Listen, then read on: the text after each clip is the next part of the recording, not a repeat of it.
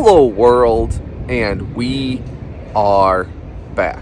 My name's Kyle Fischl. Once again, I am outside the Sarasota Poker Room, One Eye Jacks Poker Club, here to play a 2-5 session. Last Saturday night did not go super well. We ended up dropping around $500-600. I believe my performance has been not great recently. So a little less than a full buy-in, but hopefully on this Tuesday day we can get some back and the journey shall continue. So this is your reminder to subscribe, as I'm trying to post 2 videos a week. It might end up being like 3 every 2 weeks. So either way, we are dedicating a lot of hours into content and production. So please consider supporting me by giving me a like, subscribe, tell 17 friends that you like my video, and I will let you know how the session goes. We start out at the 1-3 deep stack table, and we end up getting 3/4 of a double board PLO bomb pot. These hands have definitely been costing me money recently, but this one is a very nice one to start the session up a few $100s before we arrive at the first hand of note. I look down at Jack 10 offsuit in the big blind, and when 4 players limp to me, we're definitely going to raise this one up. I choose a sizing of $35. I think all my pocket pairs and Broadway holdings and basically anything I want to play likes this sizing, because if we take down the pot right now, it would be a decent pickup. But on this one, the +1 player decides to make the call, and that means we're going heads up to a flop, which comes ace, king, king with 2 clubs. Being in the big blind first to act, I do a lot of checking out of position, and this hand will be no exception from that. So I check it to my opponent, see what he wants to do, and he decides to throw out a bet of $35. I think my hand functions very well as a check raise here. I have a gutter to a straight, I have a backdoor club draw, and more than that, my range advantage is massive. My opponent is a limp caller. Like, he can never have ace king here, and if I had ace king, I would certainly bet pretty big pre-flop, trying to get it closer to heads up. And when we flop a full house, I would certainly check and hope my opponent throws a stab out there.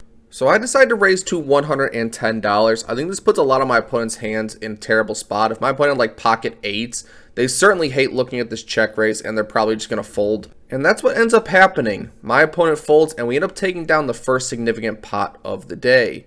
Moving right along, we look down at king 6 of clubs from the under the gun spot.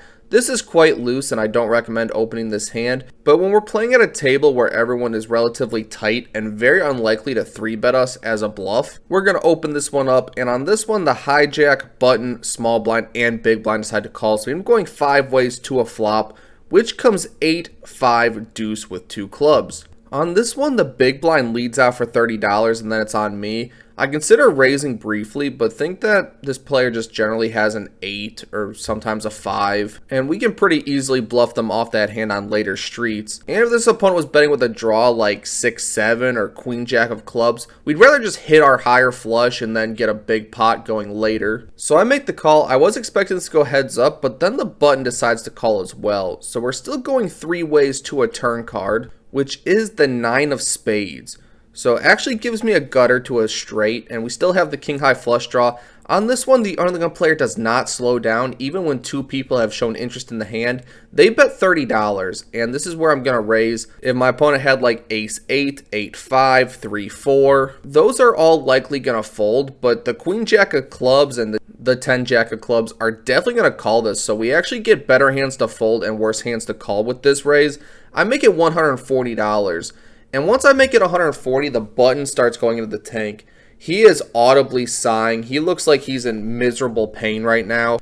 And the over-the-top display is just always 6-7 at this point. When a recreational player looks visibly weak, like on purpose, it's just always the nuts. So I'm just expecting the button to do this show and then go all in, and I'm just going to fold because there are no 3-bet bluffs on the turn when 2 people have shown interest after visible pain and weakness is shown from recreational players.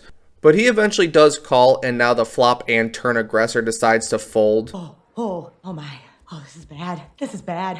So I liked my move. It got the opponent I was targeting out of the hand, and we have a chance to hit a 13 outer. Dealer, throw me the ace of clubs for justice one time. River is the 4 of spades. And now I think I do have a little bit of a decision point to make. Because I have the king high flush draw, my opponent could easily have ace-x of clubs. If my opponent had ace 3, ace 4, ace 7, I would need to bluff to get them off that hand. and I think about the visible ailment my opponent was in the whole time on the turn for a while, I considered turning my 6 blocker into a bluff.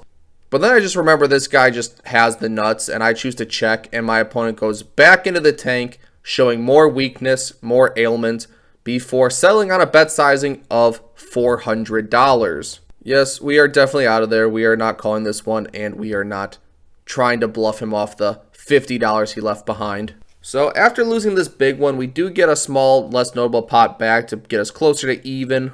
Before I look down at ace-5 of spades from the +1 position. With a button straddle, there are 2 limps. I raise it up to $20. And this sheds basically no one as the cutoff button, small blind, and under the gun player decide to call. So we end up going 5 ways to a flop, which comes 10-8-6 with 2 spades. The nut flush draw is as good as I could ever ask for, but into all these opponents, when it checks to me, I'm going to check out of position and see what the players behind want to do, as I would do with most of my range. And on this one, it goes all the way to the cutoff, who then bets $25. And then the big blind calls, and then the under the gun player calls. Betting 25 into a $100 pot is so small into all these players. I don't think that a straight, 2-pair, or a set ever bets this small with a board this wet, this dynamic. There's so many bad turn cards that are going to change the nuts. Even a tight player, I think, bets 45-50 if they had a strong hand. And I believe the same logic applies to the 2 players in the middle. If they had a super strong hand, I expect them to raise right now. As if someone had like 9-7 offsuit, they are certainly trying to get as much money in now before a spade, a board pair, or a 4-liner develops. So I don't think anyone has a whole lot of anything. So I'm going to raise this one really big. I make it $175. If I'm called by a sticky 10, or even just run into one of these monster hands that was playing very passive until I put the money in, I'm just going to hope to hit my flush and win that way. But on this one, my semi-bluff does work into all these players that have shown some level of interest in the hand. They all fold, and we take down a pretty big pot with just ace high. Wow. That was awesome. Thank you. Well, bluffing is the only way I've seemed to win today. Let's try making a hand just to shake things up. I'm in the big blind with 10-9 of hearts, and when the low jack makes it to $15, the cutoff button and the big blind myself decide to call. This hand probably functions better as a 3-bet, but we are also fine to play a relatively high suited connector multi-way. And when the flop comes 10-10-5 with 2 diamonds, this is certainly a strong made hand for once. And I check it as I'm out of position and I don't have the betting lead. The low jack continues for $25 and then it folds back to me. Looking back at this now and thinking about it, I think that this was just this opponent's c-bet size. No matter what the pot was, he would just c-bet for $25. I wish I would have raised small here, like 60. I think that's the best option. We can protect against diamond draws, get value from jacks plus if my opponent does have that. But in game, I thought my opponent was actually more weighted to just an ace X holding that was just c-betting to c-bet. So I choose to just call this one, keep him in there, give him no opportunity to fold. And the turn is the bink 9 of spades. And now I'm hoping my opponent has an ace 10 or king 10 somehow, although I didn't think it was too likely on the flop. And when I check to my opponent, going for a big check raise if he bets, because he certainly has a 10 or jacks plus if they put in 2 barrels. But he checks it back. I think that mitigates his hand to an ace X holding at best, maybe a diamond draw, which I'm not afraid of at all since I have a full house. And the river is the 9 of clubs. Hate this card, actually somewhat counterfeits my full house, but then we have to remember that our opponent basically never has a 10. It would certainly bet the turn almost always. I really think my opponent just has a random ace X at this point, and I've been called down by ace high sometimes on double paired boards, so we're going to try to bet here relatively small, get some value from the high cards, and maybe jacks plus check back turn to call a bet on the river. But for $50, when I put it in the middle, my opponent doesn't take too long before letting it go. So we end up making trips 2 times in the same hand, but unfortunately we are unable to get too much value with it. But that leads us to the next hand of note. And this is a fun one because into the +1 position, I look down at ace of hearts, king of spades, and I raise it to $20. The cutoff is the only caller, and not to be rude, but in reality, this was just an elderly man who was in fact drinking a cup of coffee. You can see it there. And we end up going heads up to a flop, which comes 8-6-4 with 2 hearts.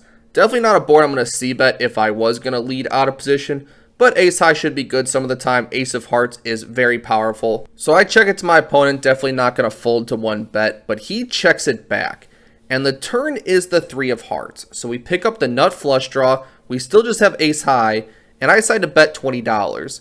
I don't think this opponent is going to check back if he had an 8 or a 6. I think any pair just kind of realizes that they have a pair, it's been checked to them, they have to bet for value protection, and they would just go for it. So I do think my hand is good right now, and I actually expect this $20 bet to just end the hand and me win and say I want a small less noble pot. But on this one, my opponent decides to make the call, and the river is the bink queen of clubs. Just kidding. So now we have ace high, we have basically nothing, and I check it to my opponent, and he bets $60. We arrive at the river, and an OMC bets 3/4 pot. And for whatever reason, I was just really getting the vibes that he was bluffing. But when I looked at this board, I couldn't even find the bluffs. Like, I think if a player was very good, they would find the 5-6, 6-7 with a heart, and go big to try to get single pairs that are higher to fold. But as played, I don't really think my opponent has that, and I think they would just check back and take their showdown value if they had a single pair. So is this $60 bet repping 2 pair plus? I don't think 6-8 doesn't bet flop when checked to. I don't think 8 queen just comes up with a 2 pair and goes for a big bet on this river. I don't think made flushes don't raise my small bet on the turn. So I'm a disbeliever on this straighty, flushy, queen high board that severely favors my opponent. I make the call with ace king high. It is what it is, but I don't regret my decision. I'll do the same decision again and again if it come down to it. And we're good. My opponent has king 9 offsuit with the king of hearts. This hand felt so good. Like, we feel so dialed in. Picking off bluffs with ace high is definitely one of the best feelings in poker. Which brings us to the final hand of note.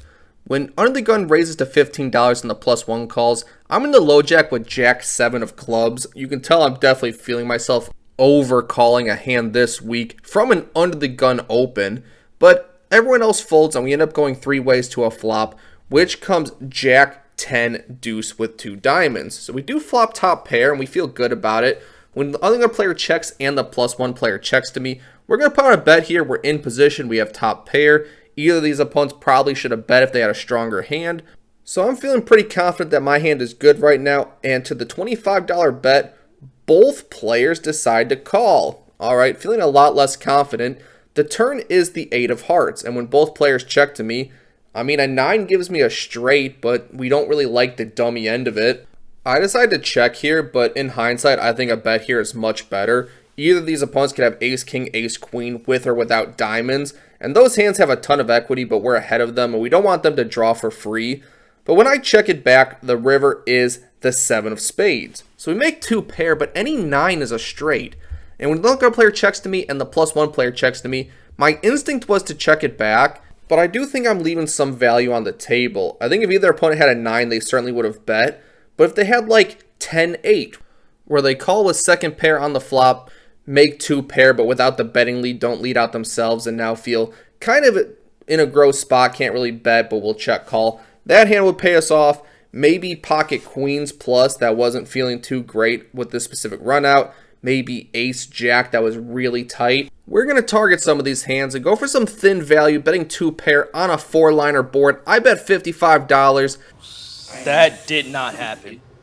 And both players do fold, but I felt really good that I found this bet here, not just checking back when I do think that there are hands that pay us off here.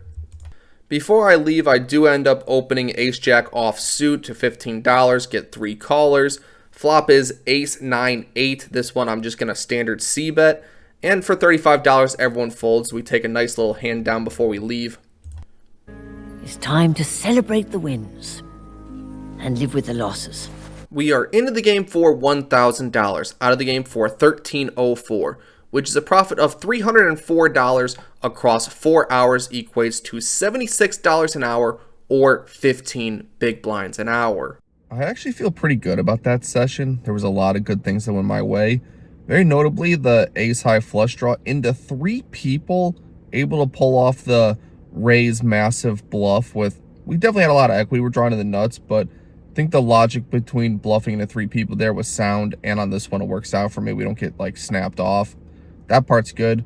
Additionally, when we're able to call down with ace high, it kind of shows we're locked in, we're dialed in. We can pick up the bluffs when we see them coming, and those can easily go the other way. But when it goes our way, it feels amazing. Thank you for watching all the way to this point. Remember to subscribe, tell all your friends, because we are currently investing a lot of time in the channel, and hopefully to pump out more content. And I will see you on the next one.